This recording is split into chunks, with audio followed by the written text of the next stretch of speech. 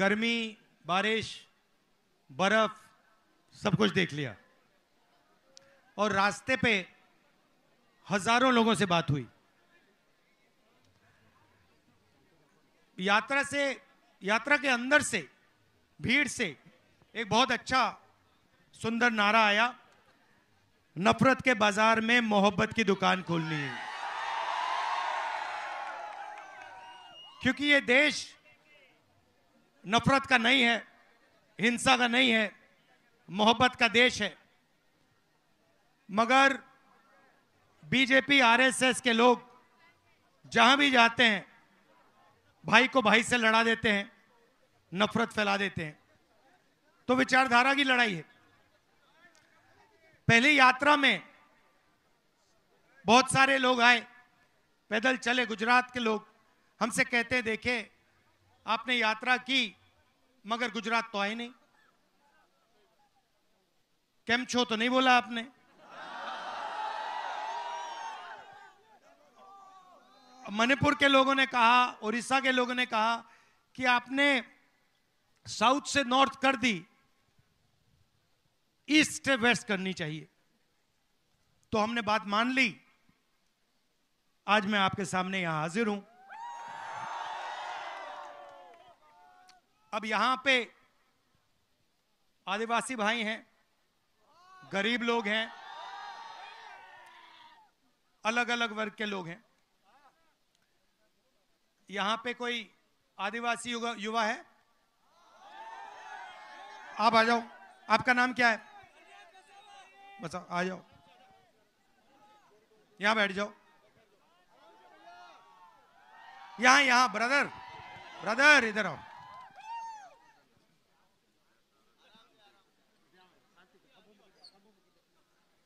उस पे हाँ। तो मुझे बताओ, देश में आदिवासियों की कितनी आबादी है? सर आदिवासी हिंदुस्तान में आदिवासी कितने? सर ज्यादा है और मूल निवासी है। आदिवासी के लिए आपने सर बोला जल, जंगल और जमीन। नहीं भाई, सवाल का जवाब दो।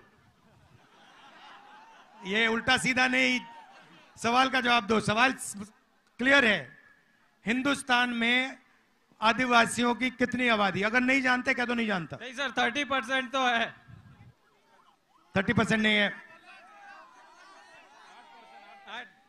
आदिवासी हिंदुस्तान में 8% है। ठीक है, ये आप नंबर याद रखो। तो 8% अगर आपकी आबादी है तो कम से कम कितनी हिस्सेदारी होनी चाहिए? 8% है तो हमारी सर संविधान के हिसाब से 8% तो बनती है। तो कम से कम, अगर आप कम से कम करें तो अगर आपकी आबादी 8% है तो आपकी भागीदारी भी 8% होनी चाहिए। सही गलत? ये एम्बुलेंस है क्या भैया? एम्बुलेंस है, इसको निकलवा दो।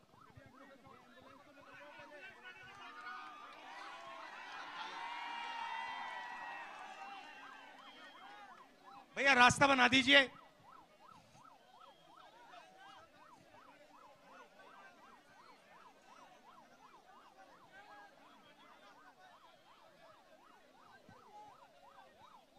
तो आपकी भागीदारी 8%।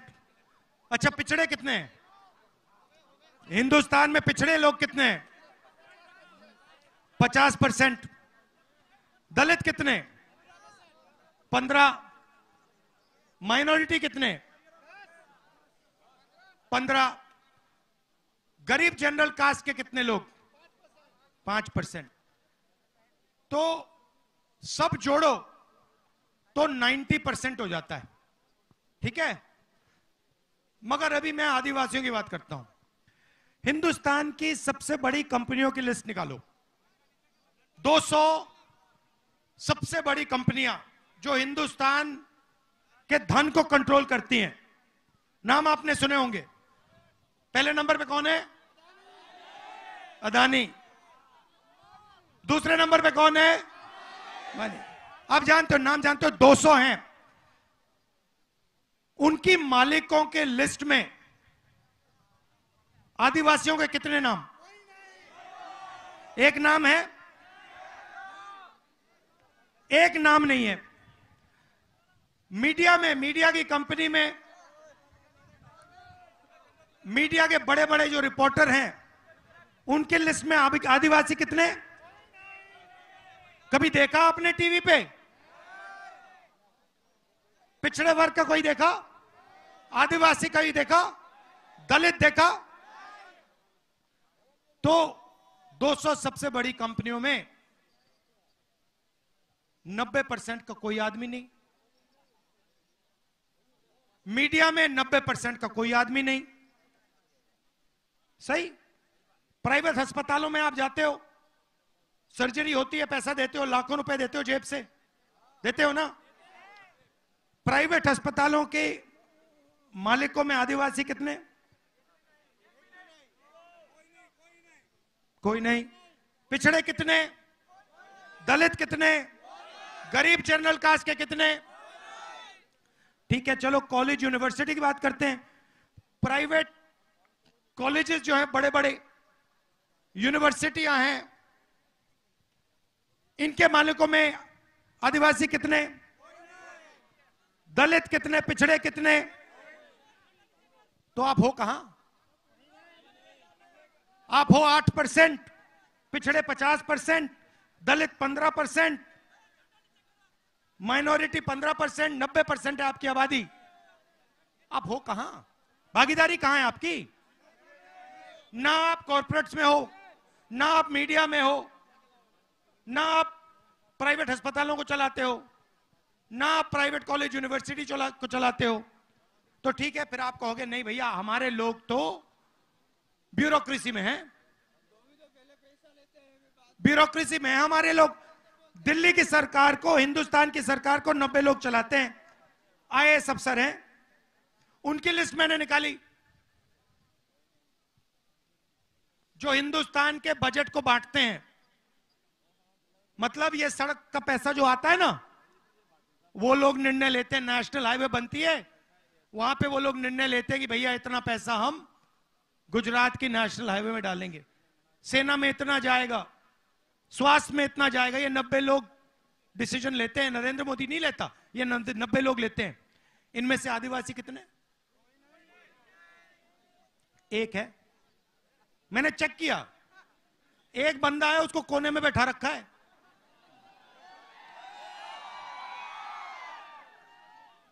और अगर हिंदुस्तान की सरकार 100 रुपए खर्च करती है बजट में,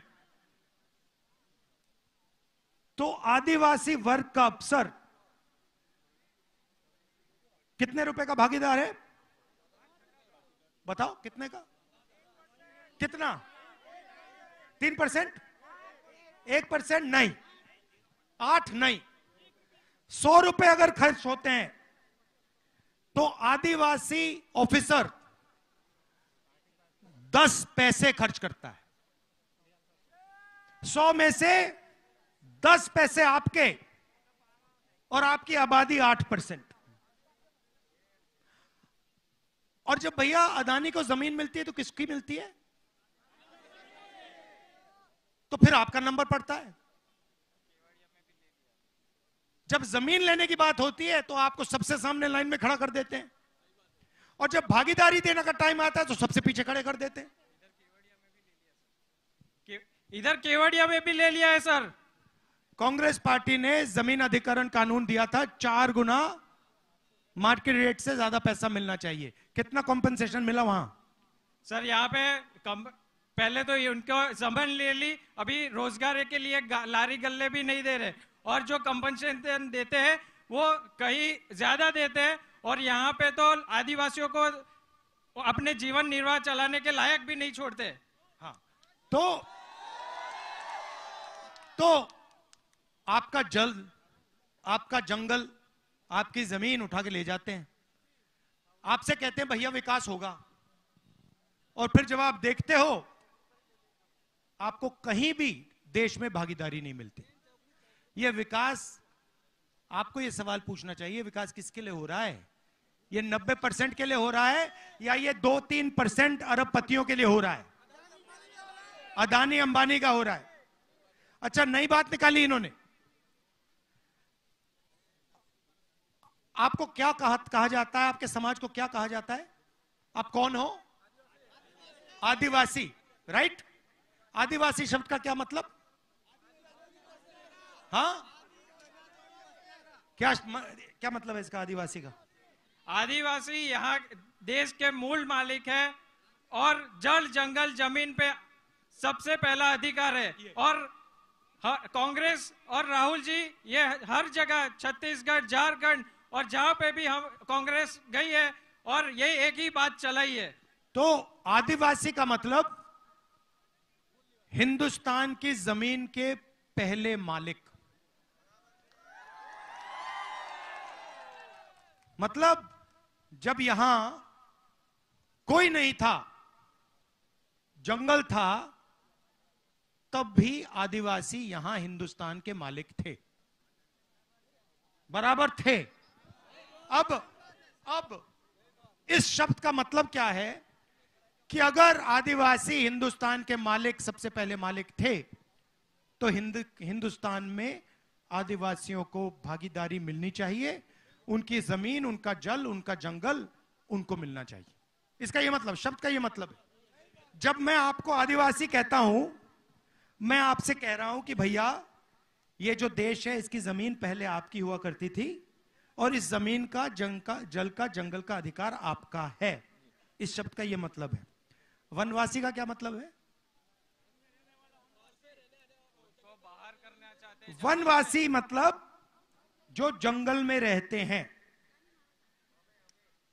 जो जंगल में रहते हैं उनके कोई हक होते हैं? जो वनवासी हैं, बीजेपी आपको वनवासी कहती है, आपको आदिवासी नहीं कहती है। सही? उनके भाषण देखो, वो सब टाइम कहते हैं वनवासी। ये उन्होंने आपका नाम क्यों बदला?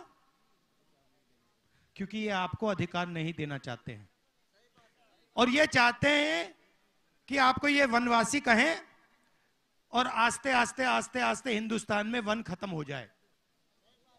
और फिर जब वन खत्म हो जाएगा आपसे कहेंगे भैया आप वनवासी हो, मगर जंगल तो है ही नहीं।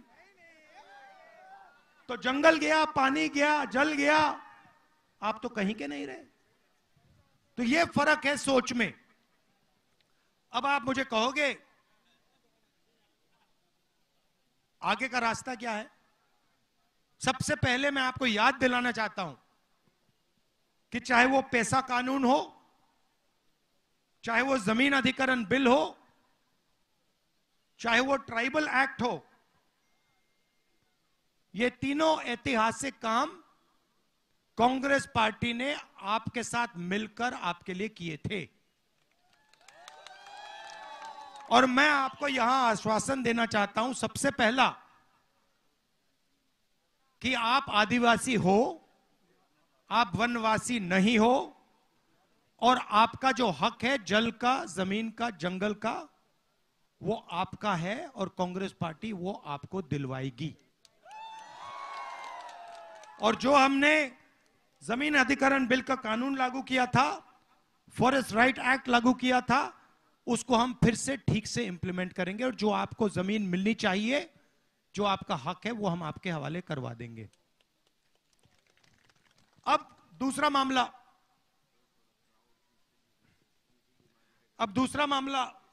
इस साइड। भैया बैठ जाइए, नीचे बैठ जाइए। दूसरा मामला भागीदारी का। सबसे पहला कदम, नहीं बैठो रहो, सबसे पहला कदम, बैठो पूरा। सबसे पहला कदम, ये 90% हैं कौन जिनको देश में भागीदारी नहीं दी जा रही है? ये हैं कितने और ये हैं कौन? आपको कभी चोट लगी है? हाथ में, पैर में कभी चोट लगी? लगी थी सर। लगी है। अस्पताल गया हूं। डॉक्टर ने आपसे कहा कि भैया चोट लगी तो एक्सरे करते हैं? जी। एक्सरे क्यों कराया जाता है? अंदर की जख्म जानने के लिए। तो ये तो सबको मालूम है कि हिंदुस्तान में गरीबों के दिल के अंदर जख्म है, राइट? सब जानते हैं कि अदानी का 16 लाख करोड़ रुपया, अदानी अंबानी जैसे लोगों का 16 लाख करोड़ रुपया कर्जा माफ हो जाता है, किसान का कर्जा माफ नहीं होता, का नहीं होता, सब जानते हैं। मगर डेटा का जमाना है, 21वीं सदी है, किसी को यह नहीं मालूम कि चोट कैसी लग रही है, कितनी लग रही है और किसको लग रही है। मैंने इनसे पूछा, आदिवासी युवा है, इंटेलिजेंट लड़का है, मैंने इनसे पूछा भैया देश में आदिवासी कितने? जवाब नहीं दे पाए। और नहीं, आपकी गलती नहीं है, आपकी गलती नहीं, बताया नहीं जाता, वो आपको बताना नहीं चाहते कि आप कितने हो। पिछड़ों को, दलितों को, आदिवासियों को बताना नहीं चाहते, नहीं तो प्रॉब्लम हो जाएगा उनका। डरते हैं, किस चीज से डरते हैं? गिनती से डरते हैं, जाति जनगणना से डरते हैं। जाति जनगणना से क्या होगा? सबको पता लग जाएगा भैया आदिवासी कितने, दलित कितने, पिछड़े कितने, जनरल कास्ट के कितने। उसके बाद एक सेकंड भैया, जाति जनगणना के 2 कदम हैं। पहला कदम सब जातियों की गिनती, और दूसरा कदम इकोनॉमिक सर्वे, इकोनॉमिक और फाइनेंशियल सर्वे। मतलब ये आदिवासी वर्ग है, हिंदुस्तान की सब संस्थाओं में आदिवासियों की कितनी भागीदारी है। यहां पे ये जो सड़कें बन रही हैं, आप जानते हो कि गुजरात में 30 कॉन्ट्रैक्टर हैं, क्या कहते हैं उनको? ट्रिपल ए, क्या कहते हैं उनको? Double A class.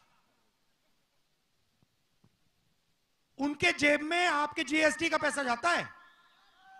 ये सड़क किसने बनाई आप जानते हो? नहीं, आपके जीएसटी ने बनाई है। आपके जेब में से पैसा निकालकर 30 कॉन्ट्रैक्टर को दिया गया है। 30 कॉन्ट्रैक्टर में से आपको एक दलित, एक पिछड़ा, एक आदिवासी नहीं मिल सकता। लिस्ट निकाल के देख लो, नहीं मिलेगा। आपका पैसा है, आपके जेब से जा रहा है। ये आपने चश्मे पहने हुए, हीरो लग रहे हो बॉलीवुड के। ये आपने चश्मे कितने के खरीदे? 600 के ना? नाम क्या आपका? रोहित जी, आपने 600 रुपए के खरीदे ना? ये चश्मे दिखाना जरा मुझे।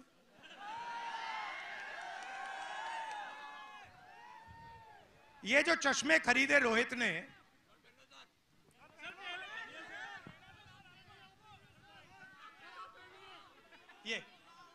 ये जो खरीदे, ये 600 रुपए के खरीदे, इसमें जीएसटी कितनी लगी आपकी?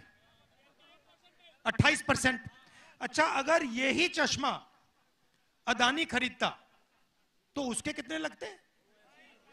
28। जितना आपने जीएसटी में पैसा दिया उतना अदानी देता है। आपकी आमदनी कितनी है?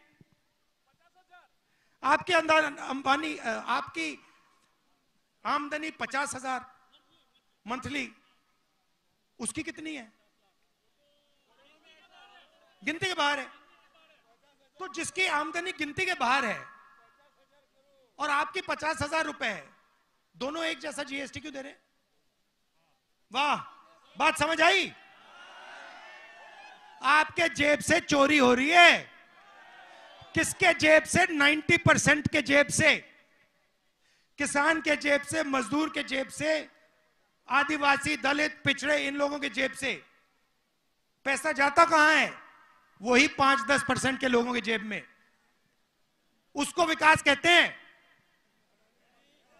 बीजेपी उसको विकास कहती है। भैया तुम्हारी जेब से जीएसटी का पैसा निकालेंगे, अदानी के जेब में डालेंगे, इसको हम विकास कहते हैं। यह विकास नहीं है, इसको चोरी कहा जाता है। विकास का मतलब इन संस्थाओं में 90% की भागीदारी। तो जाति जनगणना और इकोनॉमिक सर्वे के बाद पता लग जाएगा, पूरे गुजरात को पता लग जाएगा कि सड़कों का जो पैसा जा रहा है उसमें 1 रुपया ना आदिवासी को जाता है, ना दलित को जाता है, ना पिछड़ों को जाता है, ना किसी को जाता है। आप फसल बीमा योजना देखो, मैंने आंकड़े निकाल रखे हैं। फसल बीमा योजना का 35,000 करोड़ रुपए साल का लगता है। 10,000 करोड़ रुपया स्टेट की सरकार देती है। सुनो सुनो, अभी उसकी भी बात करूंगा। फसल बीमा योजना का पैसा कहां जाता है जानते हो? 16 कंपनियों के पास। 16 कंपनियों की लिस्ट निकालो, उसमें आपको एक दलित नहीं मिलेगा, एक आदिवासी नहीं मिलेगा, एक पिछड़ा नहीं मिलेगा। आप पैसा भरते हो, उनके बैंक अकाउंट में जाता है, खेत में नुकसान होता है, आपसे कहते भैया आपको तो पैसा ही नहीं देंगे। बराबर है ना?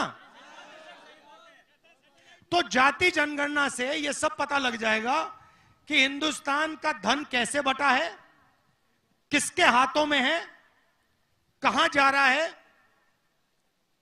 कितने पिछड़े वर्ग के लोग हैं, कितने दलित, कितने आदिवासी, ब्यूरोक्रेसी में कितने हैं, बड़ी बड़ी कंपनियों में कितने हैं, मीडिया में कितने हैं, सब पता लग जाएगा। और यह हिंदुस्तान के लिए क्रांतिकारी कदम होगा। देखिए 70 साल पहले आजादी मिली, सही? आजादी में निर्णय लिया गया कि सबकी अब एक साथ प्रगति होगी। अब मैं सिर्फ यह कह रहा हूं कि 70 साल हो गए, अब एक एक्सरे कर लेते हैं, पता लगा लेते हैं कि भैया भागीदारी आज तक किसकी है, धन किसके हाथों में है, आदिवासियों के हाथों में है, कितना है, बड़ी बड़ी संस्थाओं में कौन लोग बैठे हैं, आदिवासी बैठे हैं, दलित बैठे हैं, कौन बैठे? दूध का दूध, पानी का पानी हो जाएगा। आपको पता लग जाएगा कि हमारा यहां पे 24 घंटा बेवकूफ बनाया जा रहा है, डेटा मिल जाएगा। उसके बाद हिंदुस्तान की सच्ची राजनीति शुरू हो सकती है। यह हम करना चाहते हैं। पहला कदम हमने अपने मैनिफेस्टो में लिखा है, जाति जनगणना, और ये जो 50% का रिजर्वेशन है, ये जो लिमिट डाल रखी है, इस लिमिट को हम हटा देंगे। समझ में आई बात? इसमें आदिवासियों को, दलितों को, पिछड़ों को, छोटे पिछड़े वर्ग लोगों को सबको फायदा होगा। बीजेपी कहती है किसानों को हम एमएसपी नहीं दे सकते। एमएसपी मतलब मिनिमम सपोर्ट प्राइस, कम से कम दाम। मोदी जी की सरकार किसानों को हाईवे पे रोकती है, कील ठोक के दीवार बनाकर। सही बात है। वो क्या चाहते हैं? सिर्फ एमएसपी चाहते हैं। उन्होंने कहा देखिए, आप सब लोगों को सही दाम दिलवाते हो, दुकान में कोई कुछ बेचता है उसको सही दाम मिलता है। चिप्स का पैकेट कितने का होता है? छोटा वाला, हाँ, 5 रुपए का, 10 रुपए का। उसमें कितने आलू होते हैं? 4 आलू कितने होते हैं उसमें? मैंने कल शक्ति सिंह जी से पूछा, चिप्स का पैकेट दिखा के पूछा, उसमें आधा आलू होता है। आधा आलू दुकान में 10 रुपए का बिकता है, मगर जब किसान बेचता है तो आधा आलू कितने का बिकता है? तो किसान बस ये कह रहा है कि भैया हमें भी आलू के चिप्स का थोड़ा सा धन, थोड़ा सा पैसा दे दो। आप पूरा का पूरा फायदा दूसरे लोगों को दे रहे हो। आलू के चिप्स का पैकेट 10 रुपए का होता है। आलू हमने उगाया है, हमें 10 रुपए के 5 रुपए मत दीजिए, 2 रुपए तो दे दीजिए, 3 रुपए तो दे दीजिए, ये कह रहा है वो। और मोदी जी कहते नहीं, 10 रुपए के पैकेट में तुम्हें पैसे मिलेंगे, 1-2 पैसा देंगे फेंक के तुम्हें। तो किसान गुस्से में है। मोदी जी कहते हैं नहीं देंगे, हम मैनिफेस्टो में लिख दिया कि लीगल एमएसपी हिंदुस्तान के सब किसानों को कांग्रेस पार्टी दे देगी।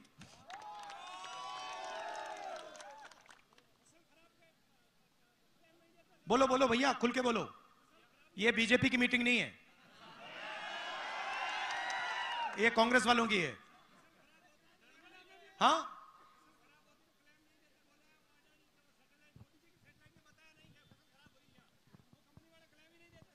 तो वही तो है ना। मगर जो फसल बीमा योजना है उसका जो पैसा सरकार देती है वो आपके जेब में से निकलता है। अच्छा आप बताओ, हाँ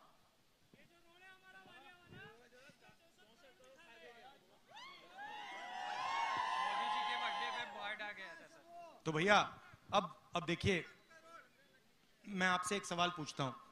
ये देखिए मीडिया वाले खड़े हुए हैं यहां पे, देखिए उनकी ओर देखिए जरा। नमस्कार, कैसे हैं आप लोग?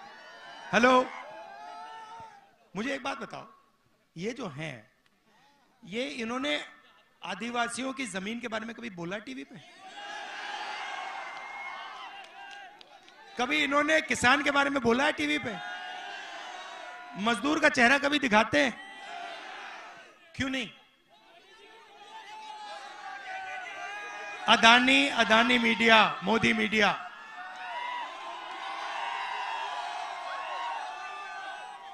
ये आपका ध्यान इधर उधर करते हैं। जब आपको देखो, आपने जेब कतरों को तो देखा होगा। जेब कतरा सबसे पहले क्या करता है? पहले ध्यान इधर करता है।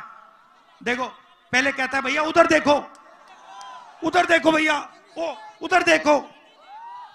वो प्रधानमंत्री का काम है। भाई और बहनों, उधर देखो, थाली बजाओ, इधर फोन चलाओ, वो देखो भैया, उस साइड देखो। आप लोग इधर उधर देखते रहते हो, आप देखते रहते हो। सच्चाई है। जैसे मोदी जी कहते हैं भैया मैं समुद्र के नीचे जा रहा हूं, आप लोग टीवी ऑन करके देखते हो, भैया ये समुद्र के नीचे चला गया। फिर वो क्या कहते हैं, वो क्या था वो चुनाव के समय, वो सी प्लेन पे चढ़ जाता है। फिर आप देखते हो भैया मोदी जी सी प्लेन पे जा रहे हैं। तो आपका ध्यान इधर उधर करता है। पीछे से दूसरा आता है, पीछे से अदानी जी आते हैं, ऐसे आते हैं और ये कर जाते हैं। और दूसरी साइड अमित शाह डंडा लिए खड़ा रहता है कि कोई डिस्टर्ब करेगा तो मैं मारता हूं। ये है गुजरात मॉडल, यही है गुजरात मॉडल। ये यहां शुरू हुआ था और अब ये पूरे देश में फैला दिया इन्होंने। तो इसको रोका भी यहीं जाएगा। और कौन रोकेंगे? आप लोग रोकोगे, गरीब लोग रोकेंगे, किसान, दलित, आदिवासी, पिछड़े, ये लोग रोकेंगे। सही बात है। और ये रुकेगा, देख लेना। मगर ये मत भूलिए, जाति जनगणना क्रांतिकारी कदम है। ये आपको छोड़ना नहीं है, ये छोड़ना नहीं है आपको। ये आपको आपका ये दरवाजा खोल देगा, दीवार तोड़ देगा। ये भूलिए मत मेरी बात। मेरा लक्ष्य है कि हिंदुस्तान का जो धन है, जो संस्थाएं हैं, उनमें हिंदुस्तान के सब लोगों को भागीदारी मिले। चाहे वो शिक्षा हो, स्वास्थ्य हो, बड़ी बड़ी कंपनियां हो, मीडिया हो। मेरी सोच है कि सब लोगों की भागीदारी होनी चाहिए, सब लोगों को जगह मिलनी चाहिए। और पहला कदम, क्रांतिकारी कदम जाति जनगणना है, फाइनेंशियल सर्वे है, इकोनॉमिक सर्वे है, भूलना नहीं है। एक बात अगर आप इस भाषण से अपने दिमाग में रखो तो यह है, जाति जनगणना को छोड़ना नहीं है, ठीक है। अब आखिरी बात बोलना चाहता हूं, कहां है? अच्छा, यहां पे ऐसे युवा हैं जो पहले आर्मी में जाना चाहते थे, कोई है यहां पे? ये देखो हाथ उठ गए, कहां है? क्या है ये? आप आर्मी मैन हो? अभी आर्मी में हो? भैया फंस जाओगे, निकाल देंगे तुम्हें। क्या नाम है आपका? आ जाओ आ जाओ, मैं तो सबसे बात कर लेता हूं।